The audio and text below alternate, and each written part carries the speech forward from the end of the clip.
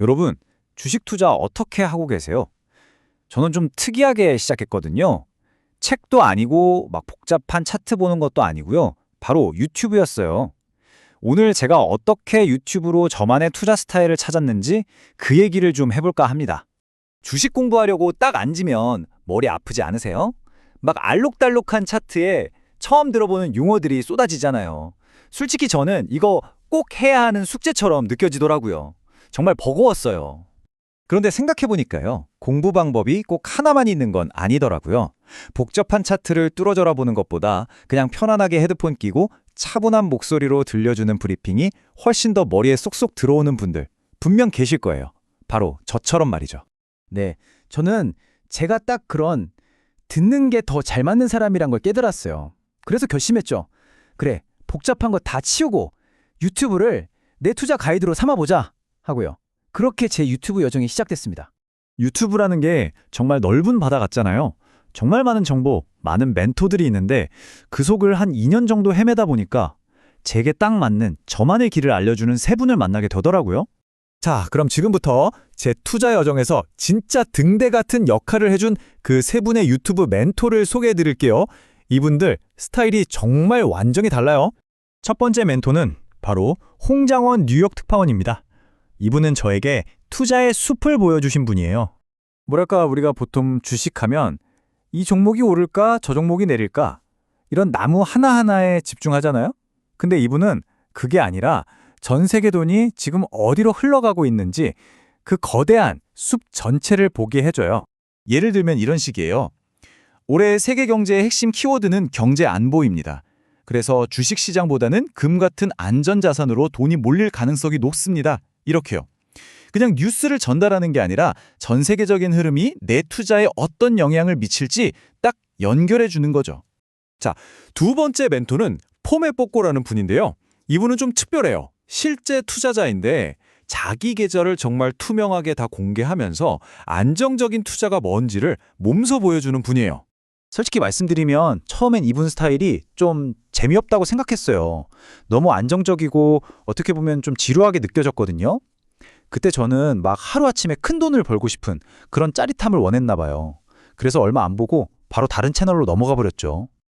그리고 마지막 세 번째 멘토, 바로 뉴욕 총각 에디님입니다. 이분은 뭐랄까, 시장의 심장박동을 바로 옆에서 느끼게 해주는 분이에요. 미국 시장이 딱 열리는 그 시간에 맞춰서 라이브로 뉴스를 막 읽어주시는데 이게 진짜 흥미진진한 스포츠 중계 같아요. 이건 좋은 뉴스, 이건 나쁜 뉴스 이렇게 딱딱 정리해 주시니까 그날 시장의 분위기, 그 맥박을 생생하게 느낄 수 있는 거죠. 이렇게 스타일이 전혀 다른 세 멘토 사이를 오가면서 한 2년쯤 방황했을까요? 문득 이런 생각이 드시더라고요. 내 투자 여정이 뭐랑 되게 비슷한데? 하고요. 정말 놀라운 발견이었어요.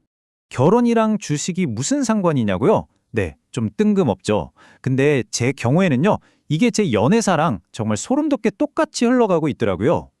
생각해보니 처음 1년은 연애할 때도 투자할 때도 그랬어요. 뭔가 새롭고 짜릿하고 설레는 것만 찾아다녔죠.